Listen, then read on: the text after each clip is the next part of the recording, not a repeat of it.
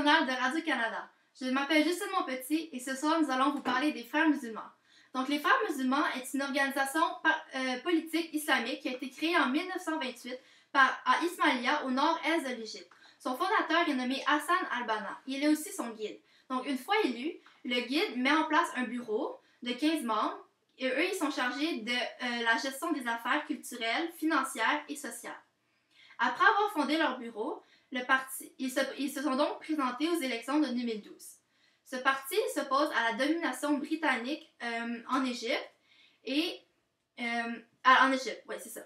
Donc finalement, je vais vous parler de leur drapeau. Donc leur drapeau est constitué d'un signe du Coran qui est complètement en haut du drapeau et il y a deux épées courbées qui se croisent en plein milieu. Il est constitué d'une phrase du Coran qui est en haut et en bas du drapeau. Donc aujourd'hui, cette organisation islamique est la plus influente du monde arabe. Kayla Zakuta qui va vous parler du déroulement des élections. Alors, les Frères musulmans étaient un groupe religieux qui avait une grande influence sur la population et qui était très impliqué dans la politique. Durant les guerres arabes, ils étaient 40 000 à lutter aux côtés des armées arabes. Le petit groupe s'est ainsi transformé en un mouvement.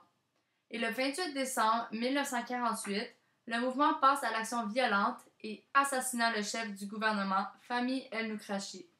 La mort du premier martyr ne met pas fin à la croissance spectaculaire du mouvement, dont le succès s'explique par plusieurs facteurs. Le premier facteur était les conséquences morales et psychologiques de l'abolition du califat en 1924 par Mustafa Kemal.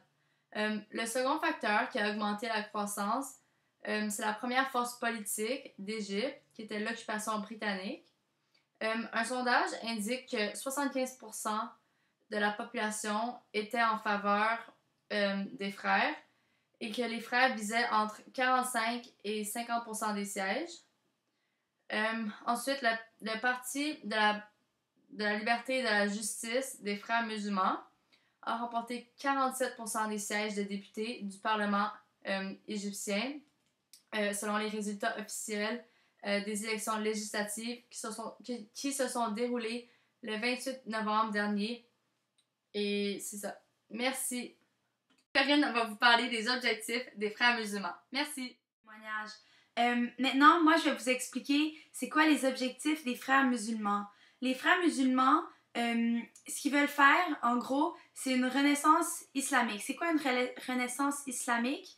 C'est tout ce qui a rapport avec le non-occidental. Donc, toutes leurs valeurs du début, ils sont pacifistes, donc ils prônent la non-violence. Ils sont très religieux. Leur devise, c'est Allah est notre objectif, le prophète Mahomet est notre chef, le Coran est notre loi, le djihad est notre voie, mourir dans les voies d'Allah est notre plus grand espoir.